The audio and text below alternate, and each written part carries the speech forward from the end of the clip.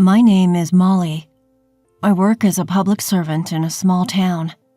8 years ago, I married my husband, Michael, who is also a public servant. However, because both of us have jobs that require us to frequently move, we live separately.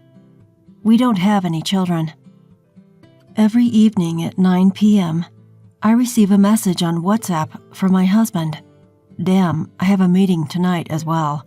You have a hard time every night. When will you be able to come home next? Don't know. Unsure. End of discussion. This seems to be the only conversation between us as a couple. In our 8 years of marriage, we have never lived together. People may think that we are a marriage of convenience because of this. However, in our industry, this situation isn't unusual. In fact, it's rather common. That's because we are both federal civil servants. Specifically, we are soldiers. We get transferred to different military bases around the country every 2 to 3 years. Each time, our place of residence changes. 2 years ago, during one of our conversations on WhatsApp, should I buy an apartment in Jackson, Mississippi, where my hometown is? Oh, that sounds great. Hope I get stationed in Jackson as well. Of course you should. We are a couple after all. Why are you denying it? Are we really a couple? Why are you saying such silly things? Still at work, so see you tomorrow. Bye. Our WhatsApp conversations were always short. 2 years ago, I bought an apartment in Jackson where my parents live. I plan to live there even after I retire. Of course, if Michael gets stationed in Jackson, we plan to live together. On that day, I received a rare phone call from Michael instead of a WhatsApp message. That's unusual. A call instead of a WhatsApp message? Hey, my parents are planning a trip to Kentucky from Eugene, Oregon. When they stop through Mississippi, do you mind if they stay at your apartment? It would mean a lot. Sure, Michael. It's been a while since I last met your parents. Thank you. Bye. Despite the rare phone call, Michael's response was cold. When was the last time I met my in-laws? Has it been since our wedding? I guess so. I'm based in Mississippi. Michael moves around the country and his parents are in Eugene, Oregon. We hardly have a chance to meet. Now that I'm going to meet my in-laws, I want them to enjoy my hometown, Jackson. I eagerly volunteered to show them around the city. Molly, long time no see. How have you been? I'm doing well, thank you. Michael has been living alone for a long time. Sorry for not being able to meet up. Oh, don't worry. We're both kind of like air to each other. Yes, that's what we were to each other, Michael and I. Like air, for better or worse. Since you're here in Mississippi, let's tour the Windsor ruins today, I said and drove my in-laws to the Windsor ruins. These ruins are impressive. They are as grand as the Shelton McMurphy Johnson house in Eugene. My father-in-law was comparing and expressing admiration for the Windsor ruins and the Shelton McMurphy Johnson house in their hometown, Eugene. In fact, there was some damage during an earthquake 6 years ago. Parts that couldn't be repaired were demolished. That's a shame. Next, let's go to the petrified forest. Thus, I spent the whole day taking my in-laws around the attractions of Mississippi. My mother-in-law was quite taken with the city and even started talking about living here. I've fallen in love with Mississippi, thank you, Molly. Would it be all right if I stayed here for a while? Of course. I'm usually not home during the day, so I'll give you a spare key. So I handed over a spare key to my mother-in-law. I thought they would leave in 4 or 5 days at most. But a week had passed and my in-laws showed no signs of leaving. Finally, I decided to make a proposal to my in-laws. Well, if you like it that much, I can lease it to you for $600 a month. I can just stay at my folks' house in the city in the meantime. Upon hearing that, my father-in-law suddenly flared up in anger. What on earth are you thinking? Asking family for money to lease. You should let us use it for free. Oh dear, calm down, honey. Thanks to my mother-in-law stepping in, the situation was somehow calmed down, but I didn't feel great about it. How about this then? You can just cover the cost of utilities you use, electricity, water, and gas. Then one day in the second week, I was at work when suddenly my cell phone rang. What could this be about? At this time? Hello? This is Brian, the Front Hills property manager. We got a call from the folks downstairs saying there's a water leak from your apartment and it's causing a stain on their ceiling. Can you come over right away? We can't go in without your permission. Even though I was told to come right away, I couldn't just slip out on my own while I was at work. Eventually, I took advantage of my lunch break to return to the apartment. Upon entering the room with the property manager, "Oh, Molly, what brings you here at this time? What about work?" "Ma'am, the folks downstairs are saying there might be a water leak from our place." "A water leak? Well, I have no idea what you're talking about." Whether unaware or deliberately unaware, I pushed past my mother-in-law and headed for the washing machine. The hose was disconnected and the washer was spinning and draining for the umpteenth time. This is the problem. I went downstairs with the manager. We were allowed to go up to the room and check the ceiling, and sure enough, there was a stain spreading across the ceiling where the washing machine was placed. I let out an involuntary sigh. My mother-in-law followed and peered into the room before going back with a guilty look on her face. In the end, I had to go apologize to the people downstairs with a box of cookies and also got billed by the property management for repairs. When I reported this to my mother-in-law, she lashed out at me. "So you're telling us to pack up and leave, is that it? We're not going anywhere that easily. Should we just up and go? Huh." The complaints didn't just stop at the water leak. The property management again called with another issue from the residents. "This is Brian, the Front Hills property manager. What could it be this time?" I instantly braced myself. The complaint this time was about my father-in-law singing loudly on the balcony every night, causing a noise disturbance. Ugh, seriously? I desperately suppressed the urge to lash out at my surroundings, but I won't let it slide this time. When I went to the apartment again, my in-laws, who should have been there, were gone. I found a note on the table. "We appreciate your hospitality. We are heading back to Seattle." What, that's it?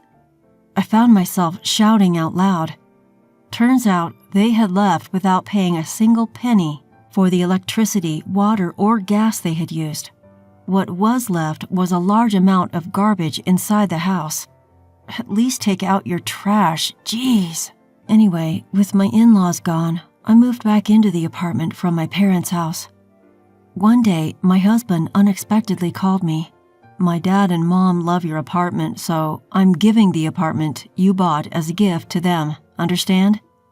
If you go against this, we're getting a divorce."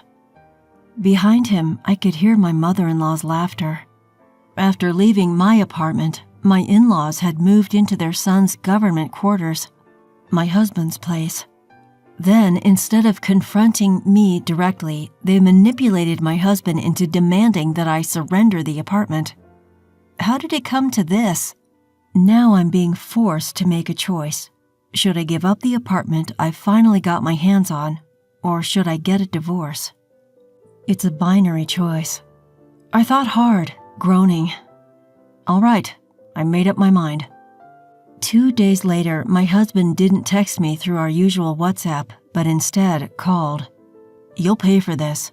The very day he forced me to choose between handing over the apartment or a divorce, I sent him the divorce papers by express mail. He was angry about my action, which was completely unexpected. Not even a week passed, and I was summoned by my boss at work. A moment, Molly? Unbelievably, it was a transfer order for me to head to Dallas. My ex-husband, who manages personnel, had pulled some strings behind the scenes to harass me since I adamantly refused to let go of my apartment. Damn it, I won't forget this. But what about my apartment? Should I give in and rent it to my ex's parents? Right, this is exactly the time. I paid a visit to the legal affairs person at my workplace. You have no relation whatsoever with your ex-husband now, so naturally you're unrelated to his parents too. I think you should rent this out as a landlord. That's what I thought. I immediately called my in-laws, who had gone back to Portland, and told them that I was ready to rent my apartment out when I'm transferred. To my surprise, they readily agreed. Well, it wasn't harassment, they just really liked my apartment. On this occasion, I proposed a condition of $700 per month, including the utility bills and repair costs from their last stay, which they accepted without a fuss. While working in Dallas, I was also studying for the internal selection examination. Only a select few could reach the top level among senior military officers. The biggest hurdle to reach that top level was an examination to enter a course called the Command Staff Course, which trains unit commanders. Those who pass the examination and complete over a year of training are assigned to units all around the country as unit commanders. It wasn't so much about wanting to be important or wanting to be in charge of others. I was full of the desire to get a higher rank and position than my ex-husband and to show him up. And believe it or not, I overcame this super tough hurdle and was given permission to enter the Command Staff course in one shot. Watch this, Michael. The real revenge starts now. Those who study in the Command Staff course are admitted to the Military Officer School. The Military Officer School is in New York, where my ex-husband resides. My ex-husband, who is in charge of personnel, must surely know that I passed the examination, but I purposefully didn't contact him, nor did he reach out to me. So after 16 months, I became a commander of a unit that is responsible for education and training of soldiers in Nebraska. Around the same time, my ex-husband was also assigned to Nebraska, where he was assigned to the Regional Cooperation Headquarters, which is a liaison between the military and local people. Thanks to the internal selection exam, my rank is now higher than my ex-husband's. That day was a training for senior officers who had newly arrived in Nebraska. Hey, why are you wearing a rank insignia that's higher than mine? As soon as my ex-husband spotted me and approached, the first thing he did was yell at me. Even the higher-ups around us were taken back, wondering what on earth was happening. I brushed it off lightly. In my heart, I thought, I'm not with a low-conscious person like you anymore. It was a fantastic, sunny Sunday. This day was the annual base open day, a rare opportunity for ordinary citizens to interact with servicemen. From children to adults, everyone cheered as they saw the tanks displayed within the base grounds. They were overwhelmed by the simulation of combat training, where soldiers descended from a helicopter that landed on the rooftop helipad, swiftly landing on the ground and readying their guns in a Spider-Man-like maneuver. Some people took photos with the soldiers in camouflage, and others were delighted to have commemorative and bear-related merchandise in their hands. As a training coordinator, I was at a booth where the ordinary citizens could experience the forward-leaning rest position with active servicemen. That's when my ex-husband showed up, bringing along some people from the Parents Association. The emotions I had been holding back against my ex-husband and former in-laws, my desire for revenge, flared up as if this was the perfect moment. Now is the ultimate chance for revenge. I can't miss this chance. How about it, mister, over there? Mom and Dad, would you like to join us too? Before I knew it, I found myself calling them over, bringing my ex-husband and former in-laws to our booth. Reluctantly, I forcefully fitted my ex-husband with an iron helmet and lined him up with the other servicemen. All right, in the military, we give everyone a number and then call out that number. We don't have time to call everyone by name. I'm going to start calling out the numbers. When I say start numbering, the person on the right will say 1, then the next person will say 2, 3, 4, and so on. That's how I got my ex-husband to line up at the far right in the number 1 position. The others were half servicemen and half ordinary citizens. Numbering, start. 1. Number 1, you're slow. When I say start numbering, you respond immediately. Yes. At that moment, my ex-husband, who was standing straight and at attention, made me want to burst out laughing.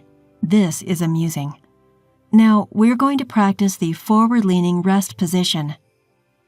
After that, the instructor, a serviceman, gave a brief lecture on the procedure of the forward-leaning rest position, and after the participants repeated it several times and learned the moves to a certain extent, I took over. From now on, we're going to conduct combat training. Soldiers, be careful about where your muzzle is pointing. For the civilians who don't have guns, please pretend. Saying so, I gave an order to the 9 participants. Target the tree ahead, forward. We're still a good distance away from the enemy. Everyone maintain a low profile and advance by running, using the target tree as cover. Then keep your guns pointed in the direction of the enemy and let a part of the team move forward in a bounding overwatch. Number 1, bounding overwatch, move forward. I have decided to push my ex-husband to the limit with orders. What are you doing, Number 1? You're too slow. Move forward, Number 1. Number 1. Yelling like that, my husband reluctantly pushes forward. Number 1, you're standing too tall. You're going to get shot. Do you want to die, Number 1? And so my ex-husband, an active duty soldier, crawls around the ground with his rifle. Number 1 has arrived. Under the blazing sun, my ex-husband manages to utter these words, barely. Number 1, your voice is too quiet. Do it again. Suddenly, a burst of laughter erupts from the crowd. The spectators who are unaware of our relationship seem to find it amusing to see a female commander treating a male soldier like a pawn. My ex-husband's parents, however, look on him with a grimace. In the hierarchical world of the military, my husband, who initially had a higher rank than me, had always tried to assert his dominance over me, both at work and in private. In the military, they often say that there's a rank system even among wives, and I think my in-laws also began to look down on me, reveling in the attention their son received, which was mostly due to his rank and not his character. Fueled by this frustration, I decided to take the selection exam and passed it in one go, resulting in a complete turnaround. In the end, I felt refreshed having been able to show my ex-husband and ex-in-laws who's boss, especially in front of my ex-in-laws who thought their son was a big shot. The way I berated my ex-husband seemed to have a huge impact. A few days later, I got a call from my ex-in-laws saying they wanted to move out of their apartment. Meanwhile, I, who had been commuting from my parents' home, could finally start commuting from my own apartment. Ironically, I still bump into my ex-husband here and there, and seeing his grimacing face each time has become a secret pleasure of mine.